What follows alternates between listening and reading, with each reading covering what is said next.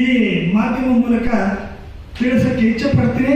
ತಾವೆಲ್ಲ ಇದಕ್ಕೆ ಪ್ರಚಾರ ಕೊಡಬೇಕು. ಯಾಕಂದ್ರೆ 1 ಲಕ್ಷ ಅವಾಗ 1945 ಇಸ್ವಿನಲ್ಲಿ ಈಗ ಎಷ್ಟಿರಬೇಕು, ಅದನ್ನ ಕ್ಯಾಲ್ಕುಲೇಟ್ ಮಾಡಿದ್ರೆ ಬೆಂಗಳೂರು ಗ್ರಾಮಾಂತರ, ಬೆಂಗಳೂರು ನಗರದಲ್ಲಿ ನಮಗೆ 10 ಲಕ್ಷ ಜನ ಇರಬೇಕು. ನಾವು ಒಟ್ಟು ಇಲ್ಲಿ 15-20 ಲಕ್ಷ ಜನ ಇದ್ದೀವಿ ಈಗ ಕರ್ನಾಟಕ ರಾಜ್ಯದಲ್ಲಿ.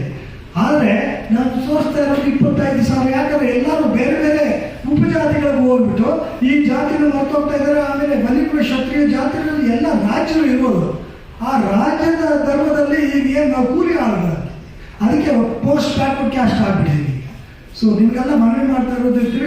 ಇನ್ನೊಂದು ಸತಿ ಮನವಿ ಮಾಡ್ತೀನಿ. ಒಂದೇ ಕುಲ ಕ್ಷತ್ರಿಯ 1508ನೇ ಇದು ನಂಬರ್ ಅಲ್ಲ. ಈಗ ಮುಂದಕ್ಕೆ ಯಾವ ನಂಬರ್ ಬರುತ್ತೋ ಗೊತ್ತಿಲ್ಲ.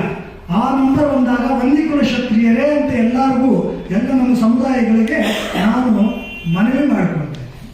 ಧರ್ಮ ಹಿಂದೂನೇ ಬರುತ್ತಾ? ಧರ್ಮ ಹಿಂದೂ, ಅದರಲ್ಲಿ ನೀವು ಈ ಕಾಲಂ ಹಾಕಿ. ಧರ್ಮ ಬಂದು ಹಿಂದೂ, ಜಾತಿ ಬಂದು ಒಂದೇ ಕ್ಷತ್ರಿಯ. ಉಪಜಾತಿಗಳದ್ದು 102 ಇದೆ. ಇದೆಲ್ಲ ಉಪಜಾತಿಗಳು, ಕೆಲವು ಉಪಜಾತಿಗಳು ಇಲ್ಲಿ ಇರೋದು ಕೊಟ್ಟಿದೆ. ಅಲ್ಲ, ಮೇನ್ ಆಗಿ ನೀವು ಹೇಳೋದು ಒಂದೇ ಕುಲ ಕ್ಷತ್ರಿಯ ತೋರಿಸಿ, ಆಮೇಲೆ ಬೇಕಾದ್ರೆ ನಿಮ್ಮ ಉಪಜಾತಿ ಆ ಕಡೆ ಹಾಕೊಂಡು. ಅವಾಗ ಯಾರು ದ್ರೌಪದಿ ಆರಾಧನೆ ಮಾಡ್ತಾರೆ, ಯಾರು ಧರ್ಮರಾಯನ ಪ್ರಧಾನ ತೋರಿಸಬೇಡಿ ಅಂತ ನೀವು ಹೇಳೋದು. ಇದನ್ನ ಮುಖ್ಯವಾಗಿ ಹೈಲೈಟ್ ಮಾಡಬೇಕು. ದ್ರೌಪದಿ ಆರಾಧನೆ ಮಾಡೋರು, ಕರಗ ಎತ್ತೋರು, ಧರ್ಮರಾಯನ ಆಚರಿಸೋರು, ಕೃಷ್ಣನ ಪೂಜೆ ಮಾಡೋರು ಒಂದೇ ಕುಲ ಕ್ಷತ್ರಿಯ. ರಾಜ್ಯದಲ್ಲಿ ಹೆಚ್ಚಿದ್ದಾರೆ ಸರ್ ಜನಸಂಖ್ಯೆ? ರಾಜ್ಯದಲ್ಲಿ ಹೆಚ್ಚಿದ್ದಾರೆ. ರಾಜ್ಯದಲ್ಲಿ 15 ಲಕ್ಷದಿಂದ 20 ಲಕ್ಷವರೆಗೂ ರಾಜ್ಯದಲ್ಲಿ ಇದ್ದಾರೆ. ನೊಳಂಬ ಪಲ್ಲವರು ತುಮಕೂರಿನಲ್ಲಿದ್ದಾರಲ್ಲ, ಅವರು ಒಂದೇ ಕುಲ ಕ್ಷತ್ರಿಯರು. ಶಾಂತಿನಗರ, ಶಿವಾಜಿನಗರ, ಚಾಮರಾಜಪೇಟೆ, ಚಿಕ್ಕಪೇಟೆ 4ದಲ್ಲೇ 2 ಲಕ್ಷ ಜನ ಇದ್ದಾರೆ.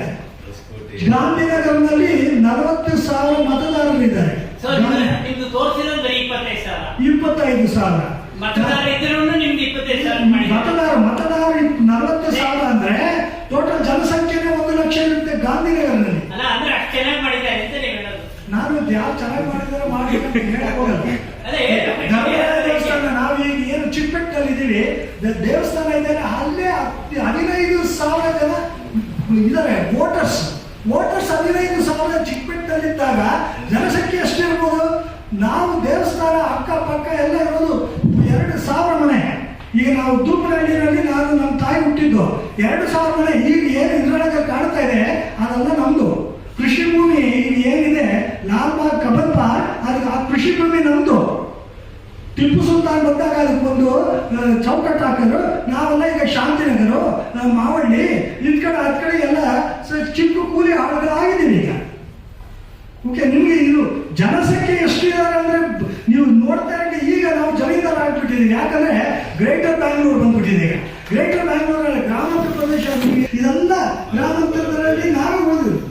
ನಾವು ಏನು ಕೃಷಿನಲ್ಲಿ ನಾವು ತೋಟಗಾರಿಕೆ, ಹೂವು, ಹಣ್ಣು, ಕಾಯಿ, ತರಕಾರಿ.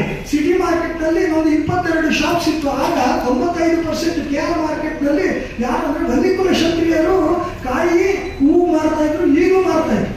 ಈಗಲೂ ನೀವು ಚಿಕ್ಕಬಳ್ಳಾಪುರ, ದೊಡ್ಡಬಳ್ಳಾಪುರ ಹೋದಾಗ ಮಾರ್ಕೆಟ್ನಲ್ಲಿ ಇರುವವರೆಲ್ಲ ಒಂದೇ ಕುಲ ಕ್ಷತ್ರಿಯರು.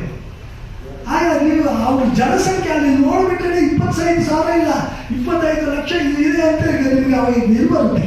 ಬಿಜ್ಜಾಳ ಅಂತ ಮಧ್ಯಪ್ರದೇಶ ಕಲುಚೇರಿ ರಾಜ ಒಂದೇ ಕುಲ ಕ್ಷತ್ರಿಯರು. ಅವ್ರು ಏನ್ ಮಾಡ್ತಾರೆ, ಅವರು ಚಾಳುಕ್ಯರನ್ನು ಸೋಲಿಸ್ಬಿಟ್ಟು ಬಿಜ್ಜಾಳ ಕೆಳಗೆ ಬಸವಣ್ಣ ಅವರು ಮಿನಿಸ್ಟರ್ ಆಗಿರ್ತಾರೆ.